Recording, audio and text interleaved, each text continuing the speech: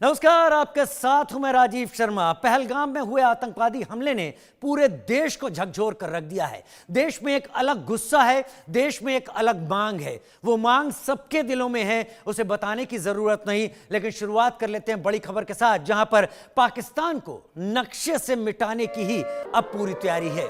अगले 1 घंटे में पाकिस्तान पर कोई बड़ा फैसला हो सकता है। शाम 6 बजे के वक्त होनी है कैबिनेट कमेटी ऑन सिक्योरिटी की मीटिंग।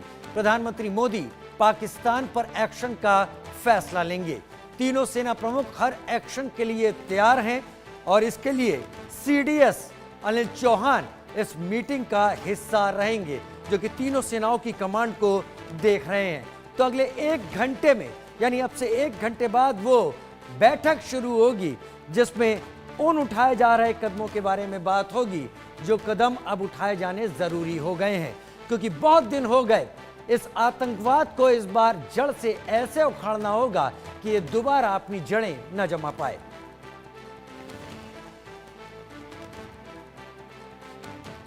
प्रधानमंत्री मोदी लेंगे बड़ा फैसला। गृह मंत्री अमित शाह को अब चीता हेलीकॉप्टर में इस वक्त देख रहे हैं। वो पहुंचे पहलगाम में, उस जगह पर जहां पर आतंकवादियों ने ये कायराना हमला किया था। जानवर से भी जाहिल यह आतंकवादी जो हरकत करते हुए दिखे। संजय शर्मा मेरे साथ, हमारे सीनियर एडिटर, इस वक्त ज्यादा जानकारी के साथ जुड़ गए। संजय, ठीक 1 घंटे बाद ये बैठक होगी कैबिनेट कमेटी ऑन सिक्योरिटी। क्या अहम बातें इसमें हो सकती हैं? कौन कौन इस बैठक में शामिल रहेगा, जरा विस्तार के साथ बताएं। चलिए हम आते हैं आपकी तरफ, रुख करते हैं। उमर अब्दुल्ला इस वक्त कुछ कह रहे हैं।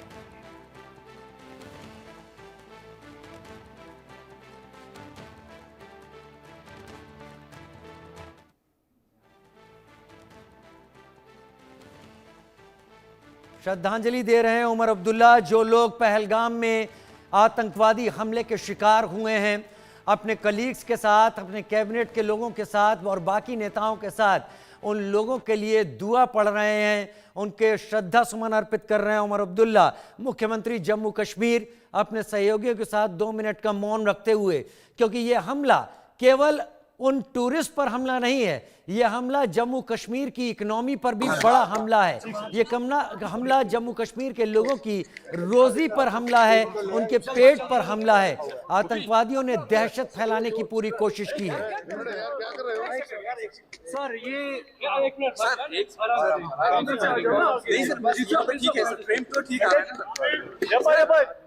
सर, सर ये कल जो टेरर अटैक और इसके फौरन बाद आपने देखा कि लाशों का अंबार और इंसानियत शर्मसार, क्या कहना चाहेंगे? आज आप जनाजे में भी आए, क्या कहा जा सकता है?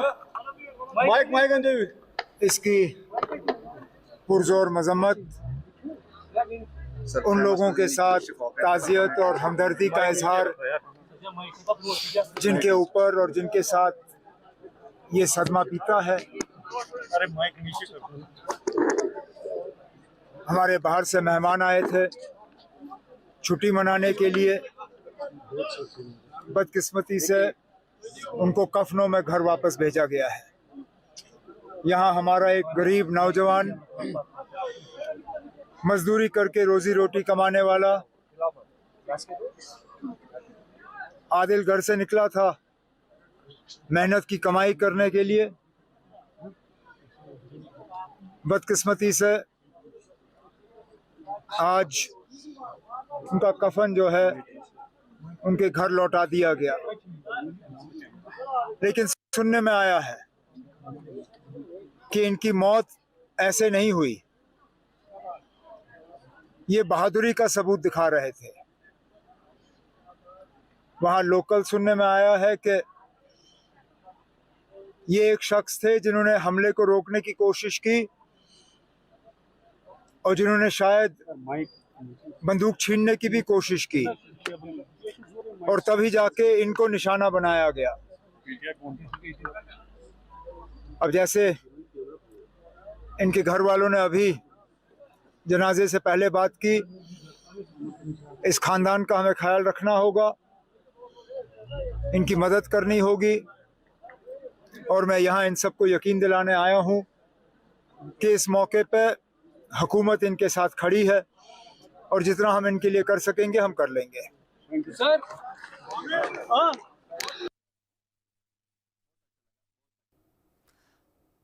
तस्वीरें आप मंजूनाथ की तस्वीरें देख रहे हैं। आतंकी हमले में मारे गए मंजूनाथ का आखिरी वीडियो। संजय शर्मा मेरे साथ सीनियर एडिटर के तौर पर इस वक्त जुड़े हुए हैं। संजय शर्मा, बताएं आज कौन कौन लोग इस बैठक में शामिल होने वाले हैं और क्या एजेंडा आज का हो सकता है? देखिए राजीव, पहलगाम हमले के बाद में सरकार की ओर से सबसे बड़ी बैठक आज शाम को 6 बजे होने जा रही है। प्रधानमंत्री निवास 7 लोक कल्याण मार्ग पर एक बैठक होगी। प्रधानमंत्री नरेंद्र मोदी इस बैठक की अध्यक्षता करेंगे। इस बैठक में केंद्रीय गृह मंत्री अमित शाह होंगे, जो श्रीनगर से वापस पहुंच चुके हैं, दिल्ली आ चुके हैं, अपने आवास पर हैं इस समय।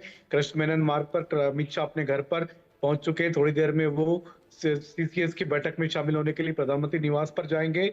वहां पर केंद्रीय विदेश मंत्री एस जयशंकर, वित्त मंत्री निर्मला सीतारमण, रक्षा मंत्री राजनाथ सिंह भी इस बैठक में मौजूद होंगे और साथ ही साथ राष्ट्रीय सुरक्षा सलाहकार अजीत डोभाल, सीडीएस अनिल चौहान भी इस बैठक में मौजूद हो सकते हैं। साथ ही साथ राव और आईबी के दोनों चीफ को भी इस बैठक में बुलाया जा सकता है और साथ ही साथ आर्मी के सेना के तीनों अध्यक्षों को भी इस बैठक में बुलाया जा सकता है। सभी के साथ में जानकारियां शेयर की जाएगी। केंद्रीय गृह मंत्री अमित शाह, जो उनके पास जो इनपुट है, वो जो खुद वहां पर घटनास्थल पर गए थे, उन्होंने वहां पर जाकर के श्रीनगर जाकर के सुरक्षा व्यवस्था का जायजा लिया था, समीक्षा भी की थी, वो अपना इनपुट देंगे। साथ ही साथ रक्षा मंत्री राजनाथ सिंह, जिन्होंने आज लगभग 3 से 4 घंटे तीनों सेना के अध्यक्षों के साथ में आज बैठक की थी।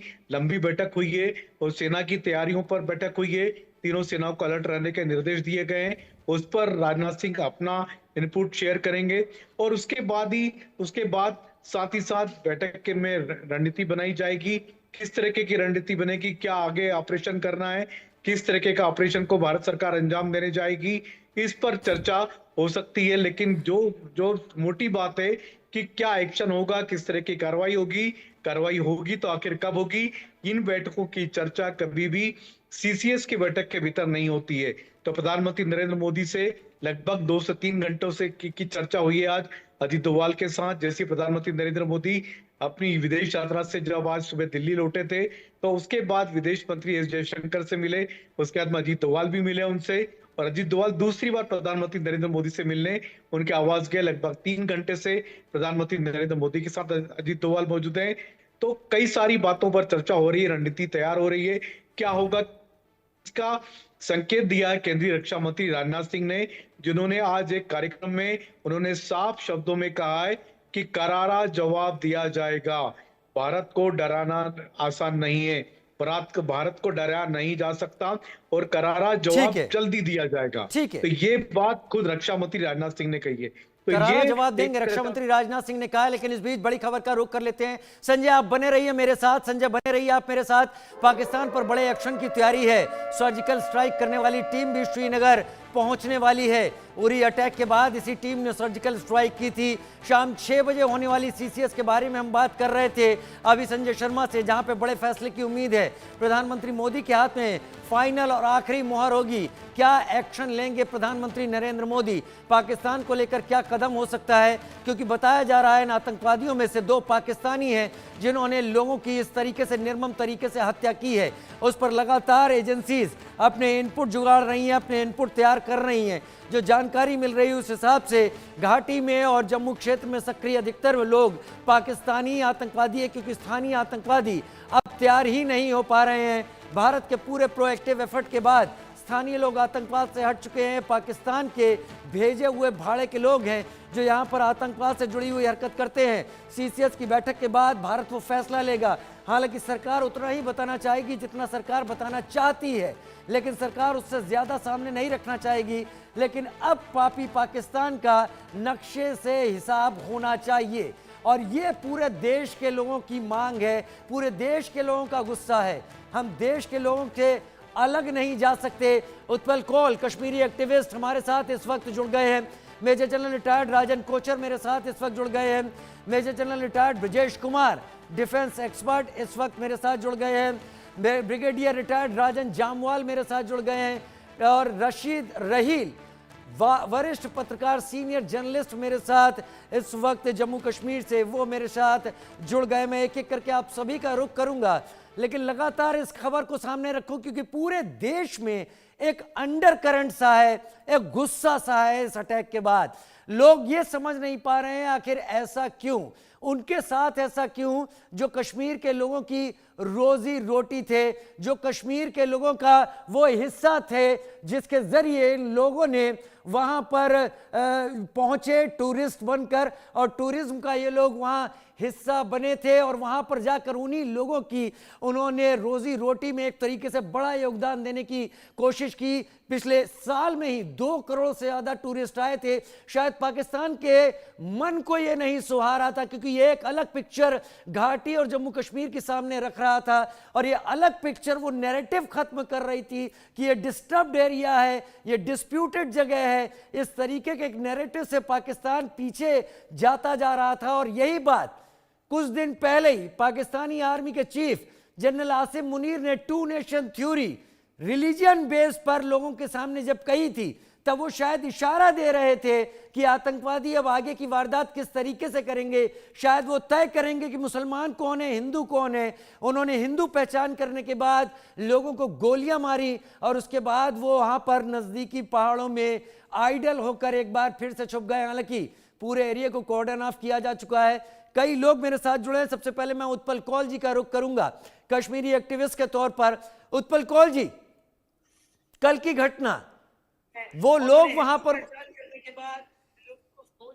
वहां पर मौजूद थे। उत्पल कौल जी, अगर आपको मेरी आवाज आ रही है तो जो लोग वहां का हिस्सा थे और उनको इस बुरी तरीके से मारा गया केवल उनका धर्म पूछने के बाद, टेररिज्म अब जड़ से उखाड़ा जाना मांगता है और पाकिस्तान का हिसाब वाकई नक्शे पर होना चाहिए।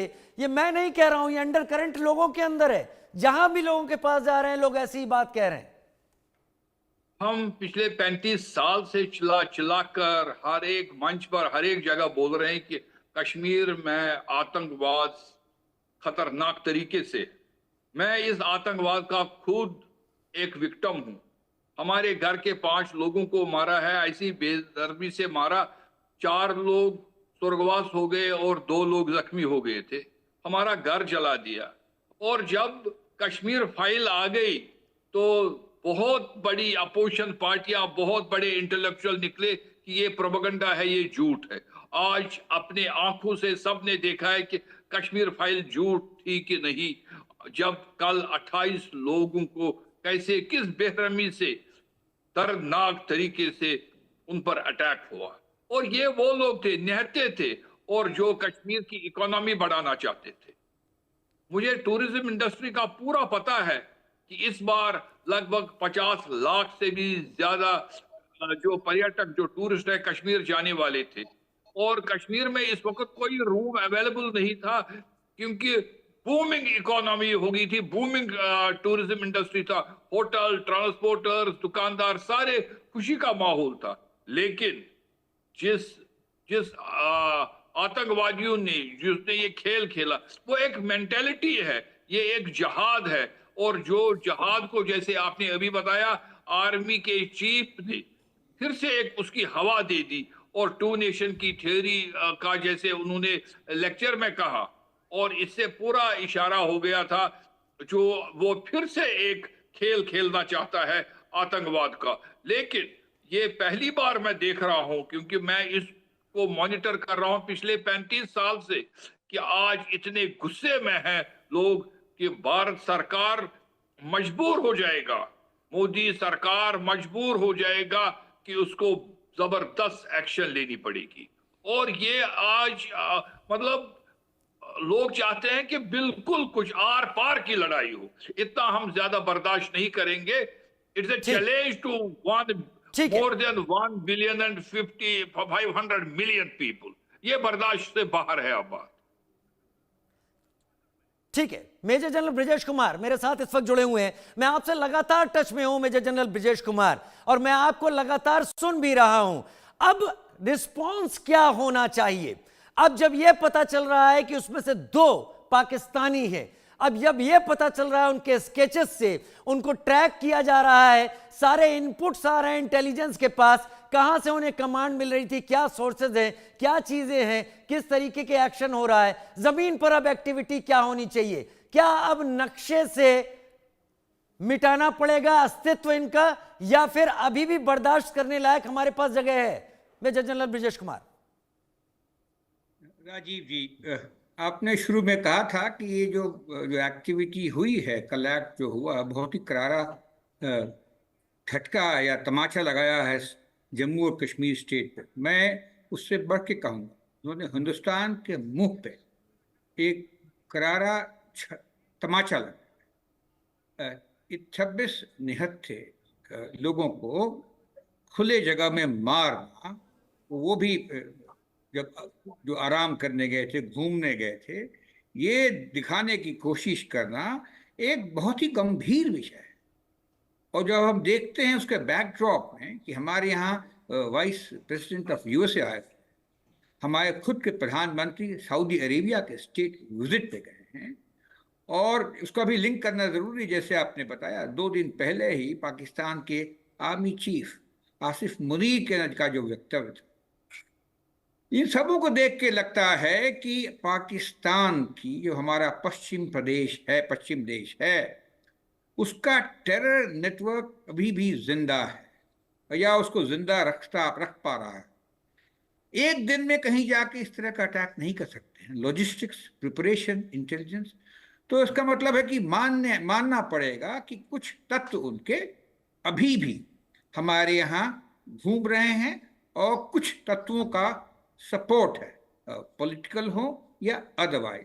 इसके बिना तो इस तरह की चीजें संभव नहीं थी। दूसरी बात, शायद हमने जो रास्ता रखा है JNK के वास्ते, जो प्रगति के रास्ते पे चल रहा है करीब 8, 10, 15 सालों से, 12 सालों से, उसको देख के शायद कहीं हम कंप्लेसेंट तो नहीं हो गए थे। अगर हम देखते हैं कि हमारे पास 2 करोड़ 1 लाख टूरिस्ट आए हैं 1994 में, तो हमको लगता है कि बहुत बढ़िया चल रहा है, वाकई बढ़िया चल रहा है। मगर क्या हमको अपनी जो तैनाती है, मुस्तैदी है, उसको कम करना होता? मैं आपको एक उदाहरण देता हूं। इजिप्ट के अंदर इंसर्जेंसी है, लेकिन जब टूरिस्ट वहां जाते हैं तो टूरिस्ट के साथ साथ, उनके कॉन्वॉय के साथ साथ एक बख्तरबंद गाड़ी भी चलती है सिक्योरिटी फोर्स की। अगर हमको करना पड़ा तो कौन रोक रहा है? ठीक है, हमारा देश है। नहीं, तो ये एक चीज है। एक और चीज बताना चाहूंगा, ये जो टेररिस्ट अभी आप जो नजर आए हैं, ये लगता है कि इनकी जो श्रेणी है थोड़ी दूसरी है।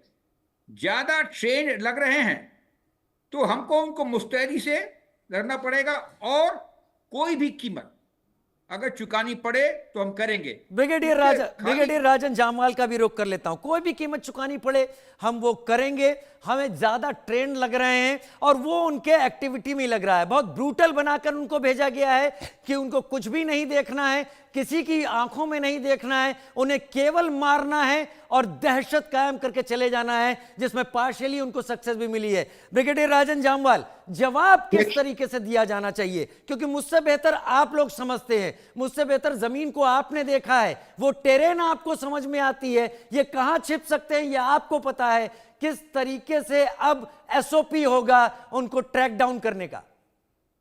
देखिए, इन 4 में से 2 तो लोकल हैं। एक आदिल गुरी अनंतनाग का, एक एहसान पुलवामा का। ये अभी भी मेरे पास खबर आई है कहीं से। ये 2 तो लोकल है, 2 पाकिस्तानी हैं। इनको ट्रैक भी किया जा रहा था गवर्नमेंट सोर्सेज के मुताबिक। कुछ इनकी मूवमेंट की खबर भी थी। शायद हमारी सिक्योरिटी एजेंसीज इस गलतफहमी में रहेगी, क्योंकि आज तक इन्होंने कभी टूरिस्ट पे हमला नहीं किया है, तो टूरिस्ट स्पॉट्स पे हमारी उतनी तैयारी नहीं थी कि भी पुलिस प्रोटेक्शन या कस्बे कोई भी पिकेट आसपास दूर तक, तो उन्होंने पूरी रैकी करी है, कहीं नहीं है। और मतलब सॉफ्ट से भी सॉफ्टेस्ट टारगेट उन्होंने बुलाए हैं। जहां तक इनकी ट्रेनिंग का सवाल है, देखिए उतने मेरे को ये ज्यादा हाईली ट्रेंड नॉर्मल मिलिटेंट है। हाँ, क्रूरता की ट्रेनिंग इनको जरूर दी गई होगी। आई मीन कि कैसे ज्यादा क्रूर बनना है, आंखों में नहीं देखना, जैसे आप बोल रहे थे, उस टाइप की चीजें शायद इसमें दी होंगी। अभी देखो समय आ गया है, जो बाहर वाले टेररिस्ट पाकिस्तान के साथ हम जो करेंगे वो तो करेंगे ही, पर जो घर के बेदी हैं, आई थिंक इन पे पहला स्ट्राइक होना चाहिए। इनकी एंड श्योर इनकी फैमिलीज को पूरा पता था कि, मगर मैं तो तकरीबन यहीं का रहने वाला हूं, तो मतलब हम जाते रहते हैं कश्मीर। इनफैक्ट लास्ट वीक मैं कश्मीर में ही था। फैमिलीज को 100% पता होगा क्या करने वाले हैं, क्या करने वाले हैं। एंड एक्शन मेरे हिसाब से शुरू हो गया होगा, एंड ये एक्शन होना चाहिए।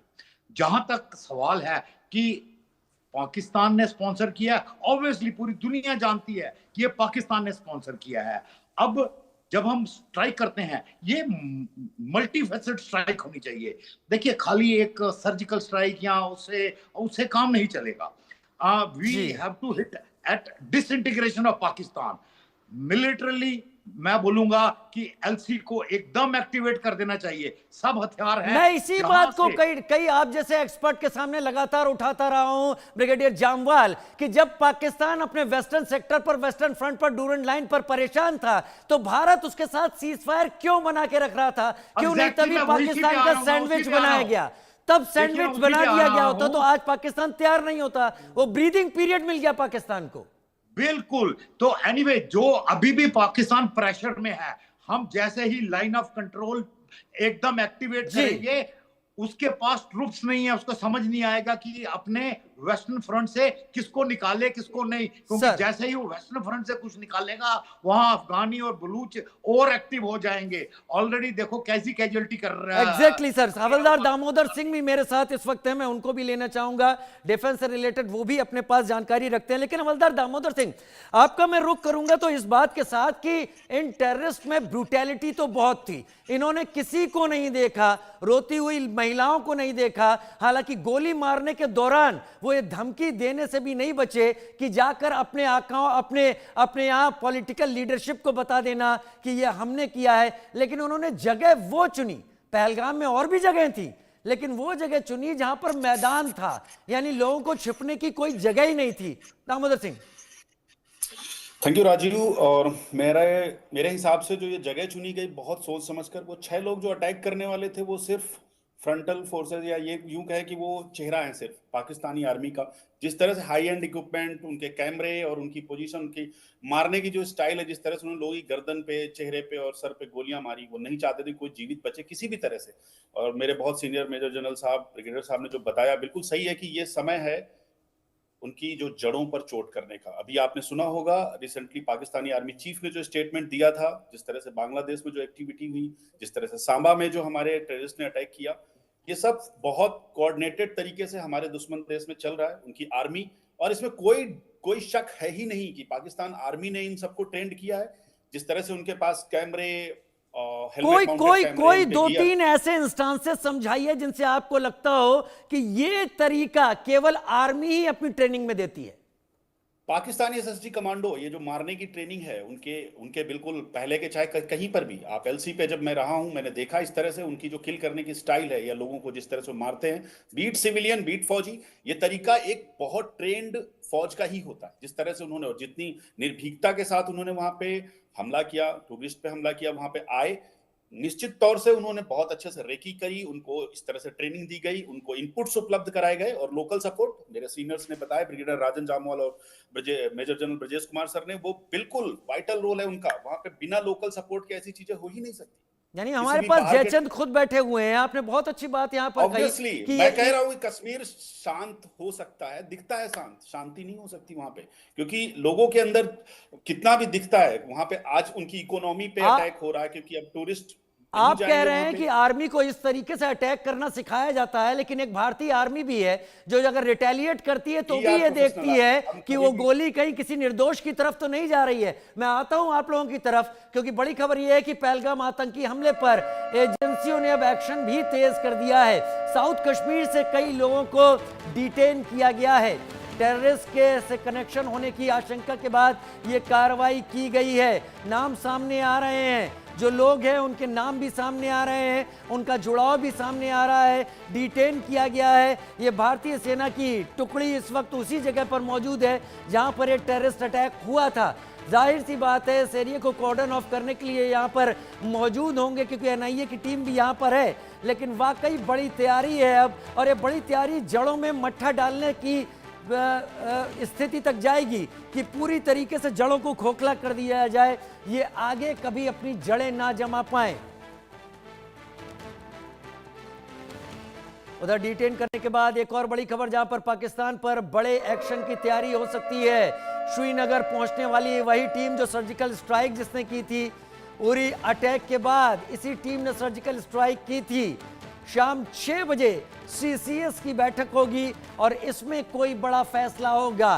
Prime minister Modi, NSA Ajit Doval, defence minister, foreign minister, finance minister और उसके साथ CDS इस मीटिंग का हिस्सा होंगे। और हमारे साथ हमारे मेहमान बने हुए हैं, लेकिन हमने आपके सामने जिक्र किया जिस टीम ने उरी में सऊदी के बाद सर्जिकल स्ट्राइक की थी, वो सर्जिकल स्ट्राइक जो थी उसने भारत को एक एज दी थी और ये बताया था कि भारत अपने एडवर्सरीज के खिलाफ किसी भी दूरी तक और कहीं भी पूरी तैयारी के साथ जाकर मार कर सकता है और वार कर सकता है। इंडिया न्यूज ने उसी टीम के साथ बात की है, उसके अंश आपके सामने। का बलिदान बेकार नहीं जाएगा।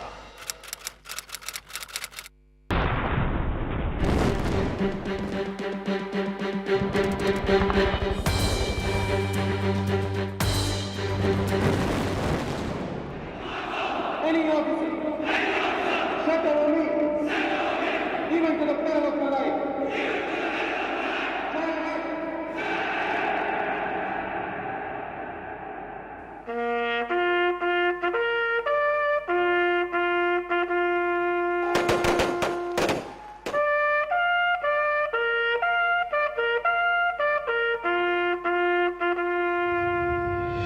पाकिस्तान के हुक्मरान सुन ले, हमारे 18 जवानों का बलिदान बेकार नहीं जाएगा।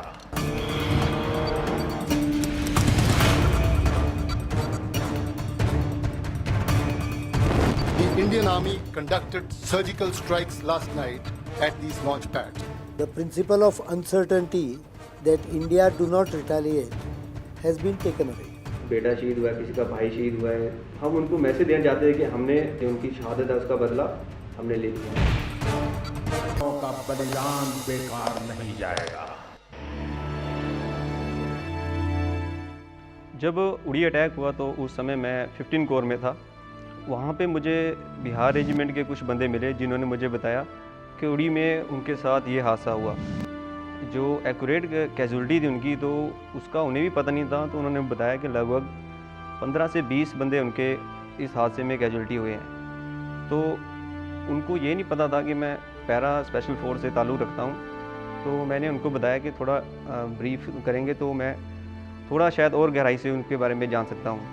तो उन्होंने बताया कि हमारी जो यूनिट है वहाँ पे शिफ्ट हो रही है। उसके बाद उन्होंने बताया कि हम लोग अभी वहीं पे जा रहे हैं, तो ज़्यादा जानकारी हमारे पास नहीं है। तो मुझे सुन के बहुत अजीब सा लगा और गुस्सा टाइप आया कि यार ये बहुत गलत हुआ। हमारे जो सिपाही थे, जो मेरे देश के जो नौजवान थे, उनके साथ ये बहुत गलत हुआ है।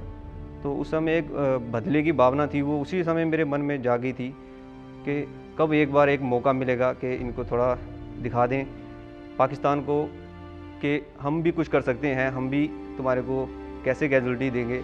ये हमने उस समय सोचा था और उसका मौका मुझे बाद में मिल गया, जो कि मैंने अपने सर्जिकल स्ट्राइक के दौरान पूरा किया।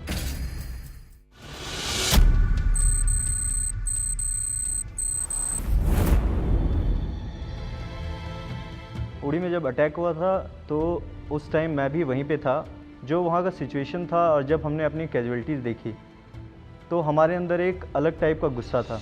हमारे बिहार रेजिमेंट के ही कुछ JCO साहब थे, सिपाही थे। तो हमने उनसे बात किया तो उन लोगों ने बताया कि ये गलत हुआ है और इसका बदला लेना। हमारी टीम ने उस टाइम भी उन्हें आश्वासन दिया कि भारतीय फ़ौज के साथ और हम सब एक ही फ़ौज हैं और हम इसका बदला ज़रूर लेंगे और उन्हें जल्द से जल्द इस चीज़ का इंसाफ दिलाएंगे।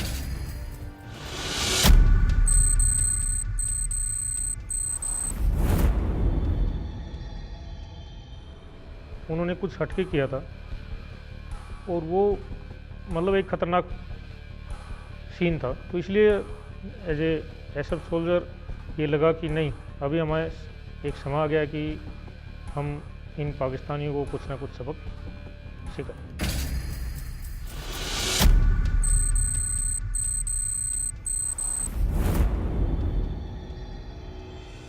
जितना हमारे ऊपर वो कर रहे हैं तो अभी यानी कि हद से भी यानी ऊपर चला गया है, पानी अभी ऊपर है, तो हमें जल्दी से जल्दी इसके क्या है ऑर्डर मिलना चाहिए और जल्दी हमें इसका रिएक्ट करना चाहिए। जितने उनके लॉन्चिंग पैड हैं या कुछ जहाँ से यानी कि इन्फिल्ट्रेशन वो कर रहे हैं, जिसके माध्यम से कर रहे हैं, तो उनको सबक सिखाना बहुत ज़रूरी है।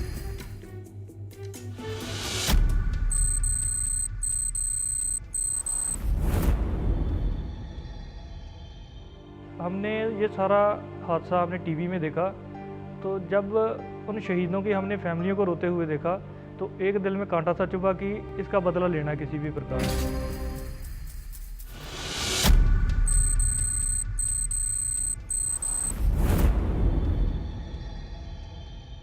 हमारे कोर कमांडर भी, जीओसी भी, हमारे ब्रिगेड कमांडर सब लोग बोल रहे थे कि यार ये करना है और ये आप लोगों को ही करना है।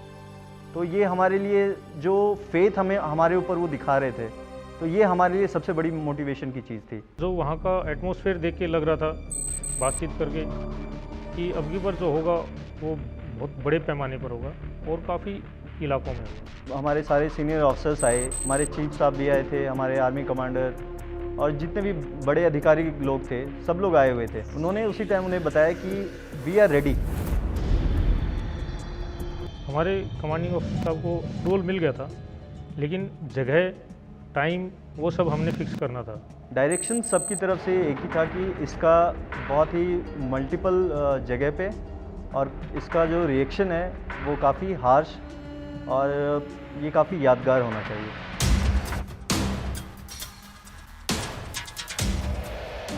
तब तक हमें ये पता नहीं था कि अभी क्या होने वाला है। उसके बाद आते ही हमारे क्या मोबाइल जमा कर दिए गए। प्लानिंग कुछ ऐसे तैयार हो गए तो कुछ नहीं, उसका ये था कि कुछ होने वाला है कि हम अपने उस हिसाब से अपने आप को मेंटली प्रिपेयर करना है, यानी कि तैयारी उसमें थे। हमारी जो माइंड गेमिंग है, वॉर गेमिंग है, वो हमारी शुरू हो गई थी। जो हमारा सिलेक्शन ऑफ ट्रुप्स, जो हमारा selection of weapons, selection of equipments अगले दिन से ही हमने शुरू कर दिया था। A to Z जितने भी लोग होते हैं सब चाहते हैं कि हम हर ऑपरेशन का हिस्सा हों। तो हमारे पास ऑप्शंस के लिए अगर देखा जाए तो हमारे पास सारे ट्रुप्स अवेलेबल हैं, बट सारे के सारे पूरी बटालियन नहीं जा सकती, क्योंकि ऑपरेशनल एस्पेक्ट को देखते हुए, टेक्निकल एस्पेक्ट्स को देखते हुए हम लोग कुछ सेलेक्टेड ट्रुप्स ही अंदर लेके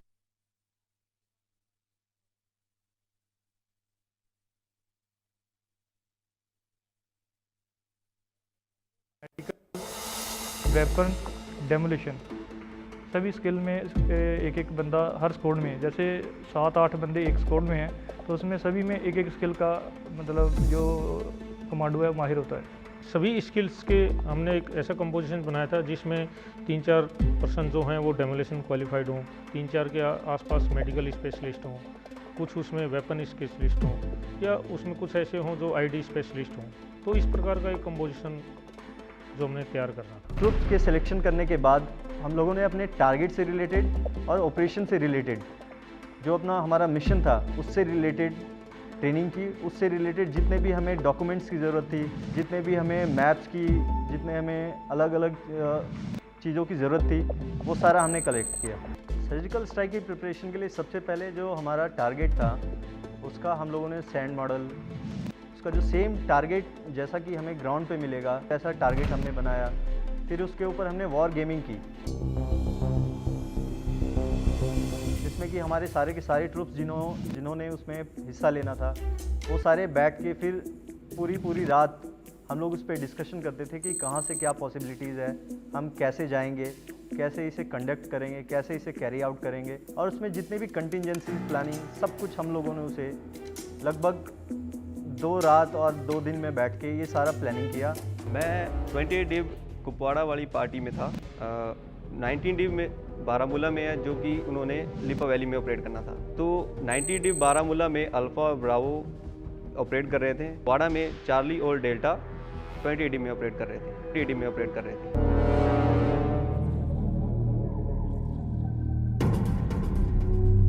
जो हमारी सबसे पहले थी वो हमारी थी प्रिलिमिनरी रैकी। जैसे कि हमारे जो टारगेट्स थे तो उन टारगेट्स पे जाने के लिए हमने लगभग 8 दिन पहले से ही अपनी रैकी टीम जो होती है हमारी CTR जिसे हम बोलते हैं, क्लोज टारगेट रैकी टीम, तो हमारी अलग अलग 4 से 5 क्लोज टारगेट रैकी टीम अलग अलग डायरेक्शंस थे जो हमारे टारगेट की प्रिलिमिनरी रैकी के लिए गई।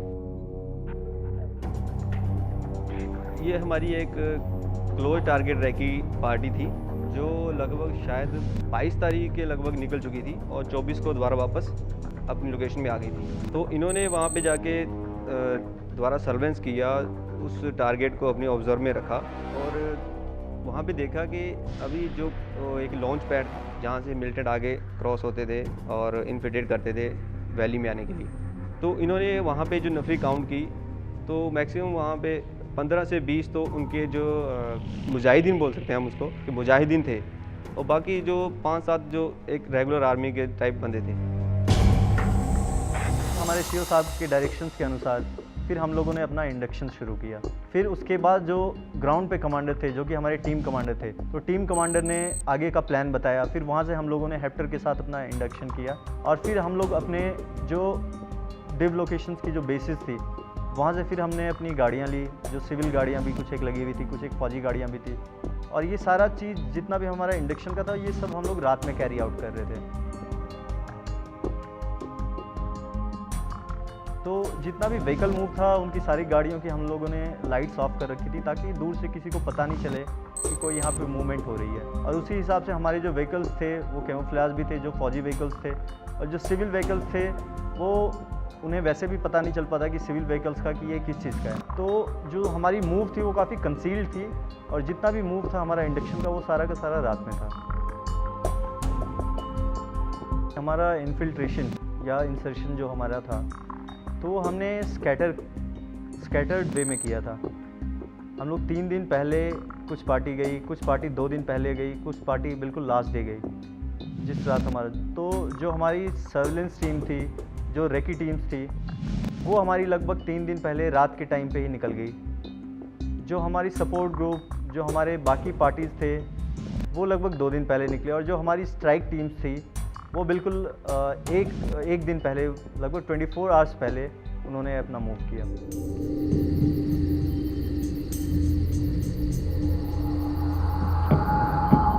रात को हमने मूव किया लगभग 11:30 बजे 27 को। तो कुछ पार्टी हमारी 11 बजे निकली, कुछ 11:15, कुछ 11:30, ऐसे हमने छोटे छोटे ट्रुपों में अपनी आगे पार्टियाँ भेजी। तो वहाँ से हम लोग जो हमारी LC की लास्ट पोस्ट थी वहाँ से लगभग आधा किलोमीटर पहले हमारी गाड़ियों ने ड्रॉप कर दिया। वहाँ से हमारे ट्रुप जैसे जो पार्टी पहुँचती थी हम लोग वहाँ से अपना अलग अलग मार्च करते गए। हम लोगों ने लगभग 2 से 3 और कुछ एक टारगेट के लिए 3 से 4 रूट का भी सिलेक्शन किया था, और उसकी हमने क्लोज टारगेट रेकी भी की। उस रूट पे हम लोग चल के उस रूट पे प्लेसेस आइडेंटिफाई करके आए कि हमें कहाँ से फायर करना है, कहाँ से आइडेंटिफाई करना है, किस जगह पे हमारी सपोर्ट टीम लगेगी, किस जगह पे हमारी स्ट्राइक टीम जाएगी। तो ये सारा हमने अपना डिस्कशंस में और ये सारा चीज़ हमने ग्राउंड पे जाके इंश्योर करके आए थे। वो इतना डिफ़िकल्ट रूट था कि 70 डिग्री या 65-70 डिग्री का ग्रेडियंट था नीचे उतरने के लिए।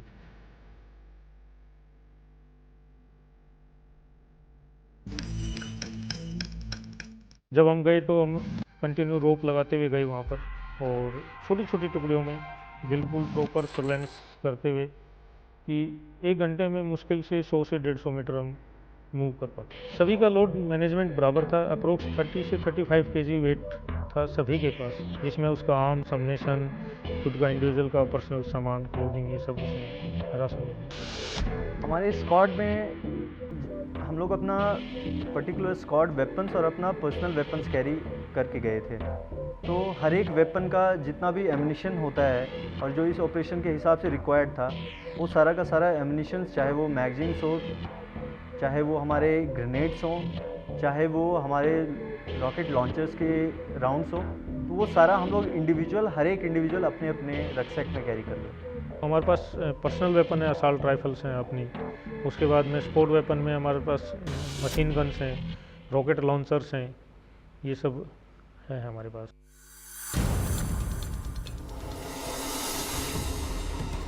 जो हमने ओपन पैच का एरिया था वो हमने क्या लेट लूट के, क्योंकि नीचे से उनका गांव था पाकिस्तान का, उधर से सामने दिखता था, लेकिन जो ओपन पैच था वो हम लेट के उसको रेंग के हमने पार कर दिया था। 28 को रात को 11 बजे के करीब उन्होंने एक हैवी फायर शुरू कर दिया, जो कि उनकी जो रूटीन फायर थी उसमें शामिल नहीं था, क्योंकि हमने पहले उसे टारगेट को देख रखा था। तो वो क्या करते थे, कभी कभी रात को 10 बजे 11 बजे कोई रूटीन नहीं था, पर 2 या 3 राउंड फायर करते थे विद इन 2 आवर्स 3 आवर्स ऐसे में। पर उस दिन 11 बजे के बाद 28 तारीख को उन्होंने काफ़ी मात्रा में फायर करना हमारे तरफ शुरू कर दिया। वो ऐसा नहीं था कि हम डिटेक्ट हुए, वो उनको थोड़ा डर लग रहा था। वो लोग भी ऐसा लग रहा था हमें जैसे उन्हें भी पता हो कि हमारे ऊपर कुछ होने वाला है। तो हम लोग जब रात को मूव कर रहे थे तो वो लोग अपने जस्ट नीचे जो नाला होता है, तो नाले में वो लोग रात में 2-2 round 3-3 round different time intervals पे फायर करते थे। जैसे सेंट्री चेंज होते हैं तो सेंट्री चेंज पे फिर वो फायर करते हैं। तो वो लोग अपना फायर कर रहे थे।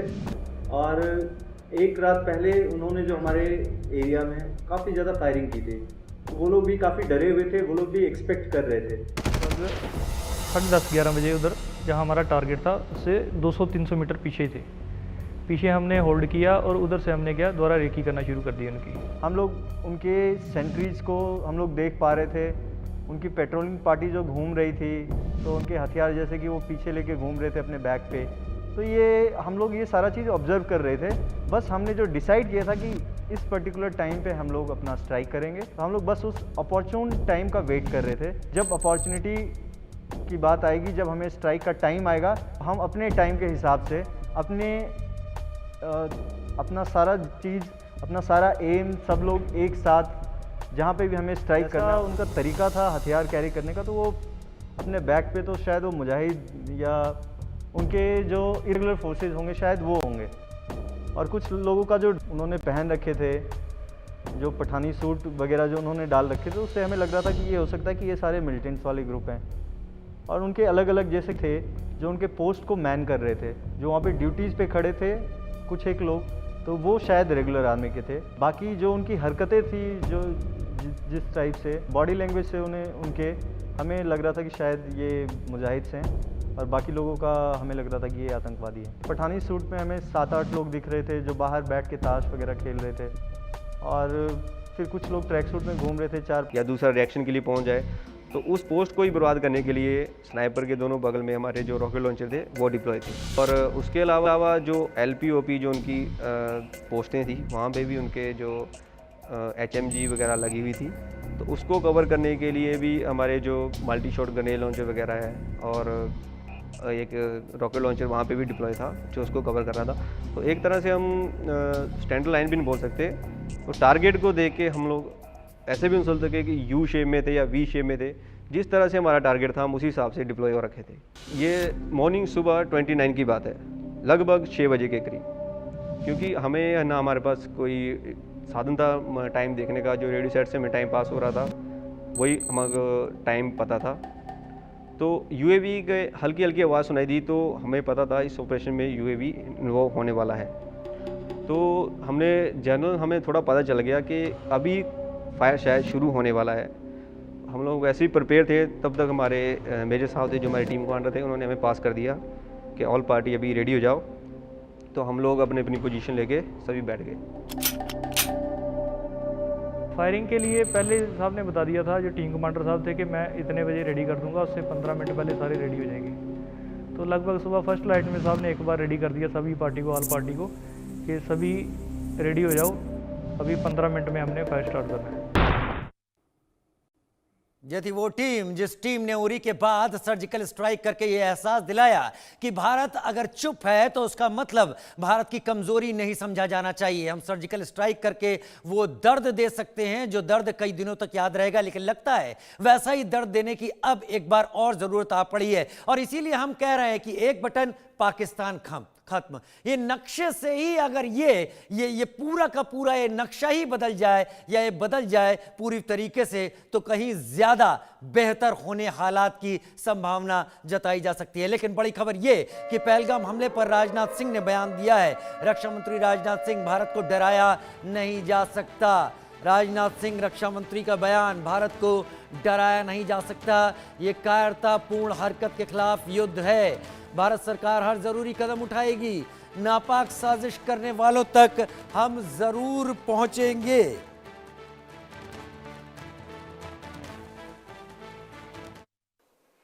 इस कायरतापूर्ण हरकत के खिलाफ एकजुट है। मैं इस मंच से देशवासियों को आश्वस्त करता हूं, घटना के मद्देनजर भारत सरकार वो हर कदम उठाएगी जो जरूरी और उपयुक्त होगा।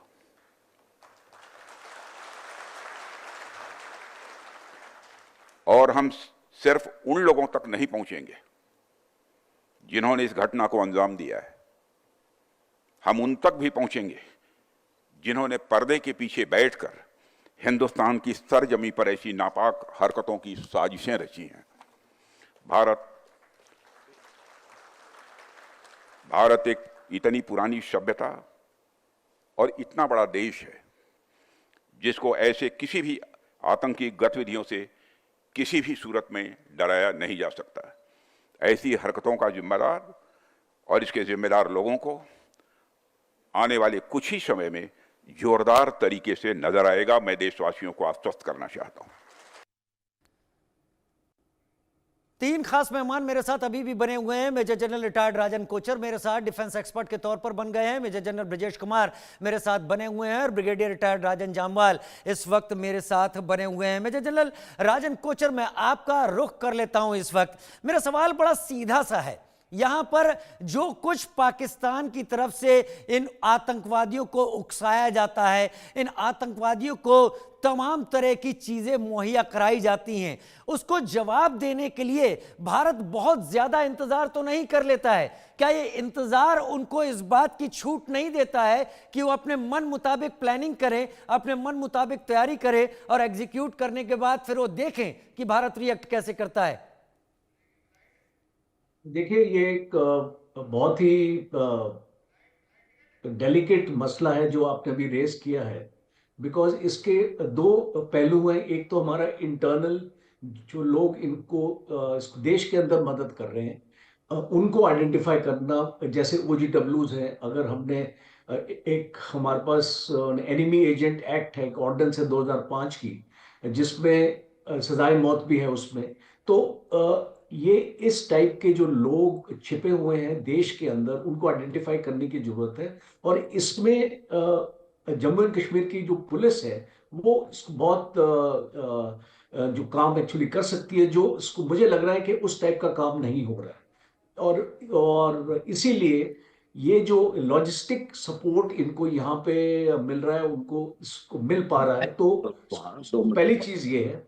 दूसरा, जब आपने अभी जो इसको जिक्र किया है, जो सेकंड है कि जवाबी कार्रवाई, कि हम इसमें देरी तो नहीं कर रहे हैं। देखिए, कोई भी अगर एक स्टेट एक्शन लेता है, एक सोची समझी स्ट्रेटजी के साथ लेगा, उसको ये भी सोचना पड़ेगा कि अगर वो जो एक्शन लेगा उसका रिटेलिएटरी, उसका इफेक्ट क्या होगा, पाकिस्तान किस टाइप की रिटेलिएशन कर सकता है, और उस रिटेलिएशन के लिए आपको अपनी तैयारी भी करनी पड़ेगी। सो ये एक काफी डिटेल्ड प्लानिंग के साथ होगा। जज्बाती फैसला नहीं हो सकता ये। आपको अगर ऐसा लगता है कि आज ये अटैक हो गया और 4 दिन बाद आपने इसको पाकिस्तान पे हमला कर दिया, वो इतना जल्दी आपको नहीं मिलेगा। अगर आपने इसको देखा भी, आपका जो उरी हुआ था, तो उसमें भी 11-12 दिन के बाद हमने स्ट्राइक किया था, सर्जिकल स्ट्राइक हमने प्लान करी थी 29 सितंबर को। और तो इसी प्रकार से अगर जब बालाकोट भी हुआ तो उसमें भी जो 20-25 दिन की आपको प्लानिंग आपको नजर आई थी। तो इसीलिए अभी मुझे लगता है कि जिस तरीके से अर्जेंसी है गवर्नमेंट की, और अभी मैंने रक्षा मंत्री का स्टेटमेंट सुना है और ये बहुत क्लैरिटी आपको देता है गवर्नमेंट की सोच के बारे में। आपको ये बता रहा है कि देशवासियों को एक आश्वासन दिया जा रहा है कि हम एक ऐसा स्ट्राइक करेंगे जो खाली टेररिस्ट कैंप तक सीमित नहीं होगा। तो आप इसके जो हिडन जो इसमें एजेंडा है आप उसको पढ़ सकते हैं, क्योंकि इसको मुझे लगता है, मैं आज भी कुछ चैनल्स में ये चीज पॉइंट ऑफ व्यू अपना दे रहा था कि जैसे इजराइल ने हजबुल्ला के लीडर्स को टारगेट किया। अब जैसे उनकी एक मीटिंग्स होती थी, उस कॉन्फ्रेंसेस को टारगेट किया और पूरी टॉप हायरार्की को खत्म कर दिया। अभी भारत को भी इस टाइप की स्ट्राइक्स के बारे में सोचना पड़ेगा। हमारे पास काबिलियत है। देखिए, आप मत समझिए कि हमारे पास कैपेबिलिटी नहीं है, हमारे पास कैपेबिलिटी है, बस इंटेलिजेंस की जरूरत है।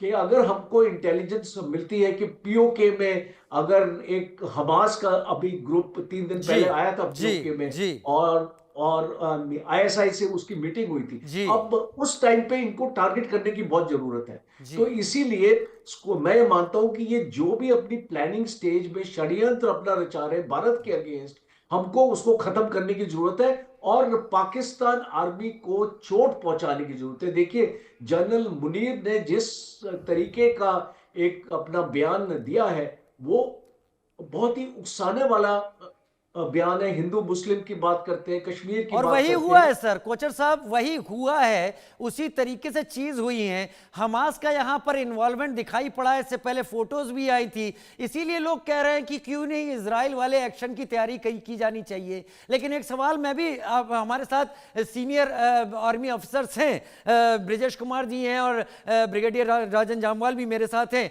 और मैं यही सवाल पूछ रहा था, जब डूरन लाइन के आसपास पाकिस्तान टीटीपी और बीएलए से परेशान था, तो भारत सीज फायर लेकर क्यों बैठा हुआ था?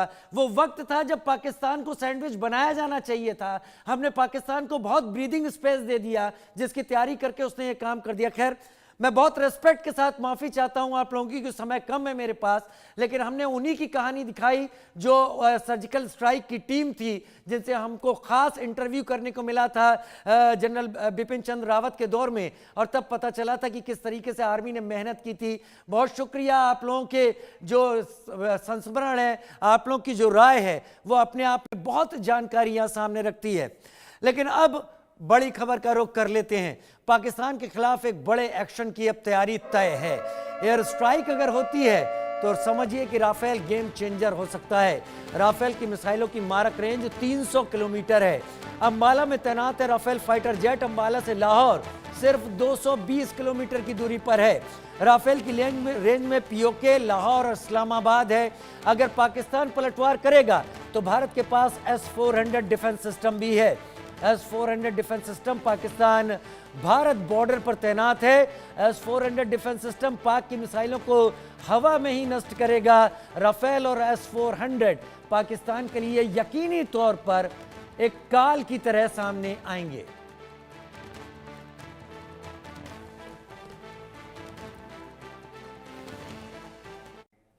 फिलहाल ले रहे हैं एक छोटा सा ब्रेक, जल्द हाजिर होते हैं।